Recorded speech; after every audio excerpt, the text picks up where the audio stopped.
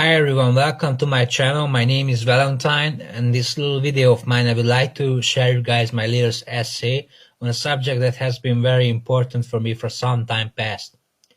I am an aspiring filmmaker. I also strive on writing poetry, and I sometimes experiment with drawing and painting pictures. The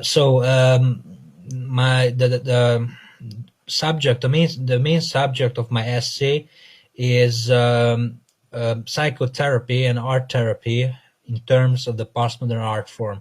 So I would like this subject, the so-called creative urge emerging from people living with mental health issues, to be analyzed from a more universal point of view, relating. So I would like to relate the art therapy and whether it is capable of curing or dampening or even seizing the mental health problems. I would like to relate it to the non-pathological postmodern art form. So to cut a long story short, this was just a little introduction before my essay, my range of thought. Let me start reading it. So the title of my essay is called Deconstructing the Postmodern Art Form in Terms of Art Therapy. It's undeniable that the creative urge emerging from the mind of people living with mental health problems or with mental health issues has always been a place of interdisciplinarity. And when you think about interdisciplinarity, has always been very significant factor and crucial when the two main factors like science, like medicine, or the practice itself. By practice, I mean creating art, a patient creating an art, a work of art. Or philosophy and art it's to deal with this subject, you have to always take interdisciplinarity into consideration. So science and art therapy, the main focus on the subject concerning the postmodern art, has always been very close to each other in terms of the question whether art is capable of dampening the symptoms or even seizing the symptoms of mental health issues like depression or bipolar disorder, schizophrenia, or substance abuse disorder, and so on and so on. So it begs the question whether it is capable. Professional people of science, of medicine, has been using this tactic or practice on patients for many for some time past, for over 50 years, to my knowledge.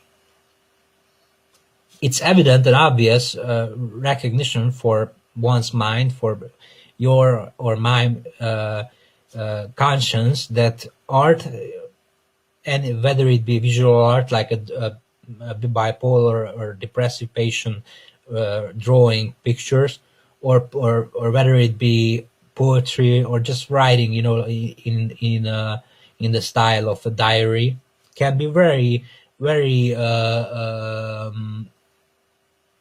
calming for the patient, and it has an impact. Of course, it's obvious and evident on his or her psychological well-being, which is very suggestive, and begs the question of recovery, true recovery. After all, art and art therapy has evolved from not just the point of view from its creator, the artist, but also the receiver of the artwork. So there is a community, there is a collectivity between the two factor, the two people, the artist and of course the receiver of the artist. So it has an impact on one's mind. It's a collective impact. So art is very significant in psychiatry and psychology, because it creates a collective collaboration between the doctor and the patient. But as in the beginning of the video, I mentioned that I wanted this subject to be analyzed on a more universal subject. Non-pathological art is the same too. It's non-pathological art is also a collective conscience. It creates a collective conscience and defines our society, and it's more abiding and more important than consumerism, for example, or empty empty way of living. So, and it's more important and more significant to have a intelligent and striving for a sense of collectivism between people, because I myself a religious man, and happy Easter, of course, and I would like to state that community is the most important part of our lives, because we all want to belong to someone. And a psychiatry patient who is suffering from depression or bipolar disorder is no exception as well. We all want to be loved, So, getting back to the subject of my essay, it is collective. And I will quote C.G. Jung, who in one of his most important books stated the importance of collectivity.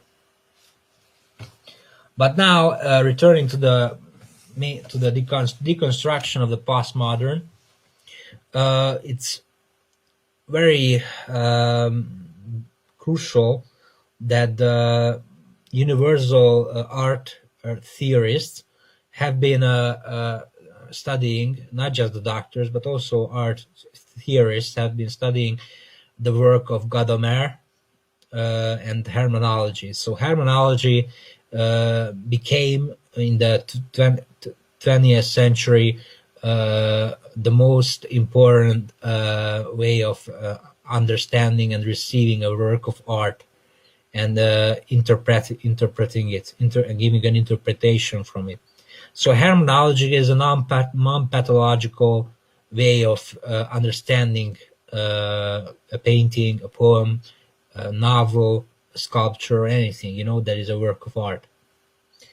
But the postmodern art form changed everything. We had heard of the so-called anti-art, and I would like to mention artists like Marcel Duchamp or Andy Warhol, who said that they stated that everything became art, and art ceases to be of magnificent value because everything had become art. Even a can of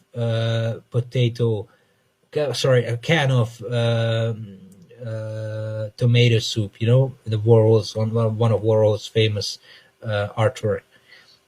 So the postmodern is deconstructed, has deconstructed the way we viewed art itself, and it's a sad thought, but it connected to consumerism as well.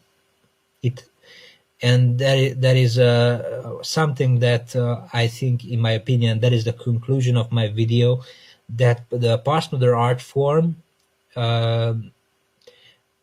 transformed this sacred collectivity into a consumerism kind of collectivity, and this kind of collectivity led to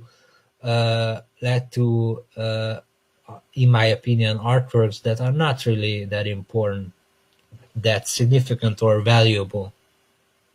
So I don't like Andy Warhol, and I don't like Marcel Duchamp in relating to deconstructing our society and art form. And of course, I have to mention Derrida, who was a famous philosopher who dealt with the subject, and Danto, Artus di Danto, who begged the question whether art had already died. And it's a sad thought, really. And this deconstruction idea by Derrida and Danto got connected to the main subject, art therapy. And the patient's works are sometimes not, abiding or real art. You sometimes, I have to admit, you can't call it real of art of real value. So it's very connected to the sad ideologies of the 20th century by Danto and Derrida, that art ceased to be what it used to be. So I think we should get back to the main factors of our life as a artist, to provide value, hope, and of course collectivity and community with the work of art that you've been given, this gift, this talent you've been given by God. So that's my video. I think art is capable of seizing mental health problems, and it's a sad thing that the 20th century is ideologies connected to consumerism, which I loathe. So that was my essay. Thanks for listening. Subscribe to my channel if you like it. Bye.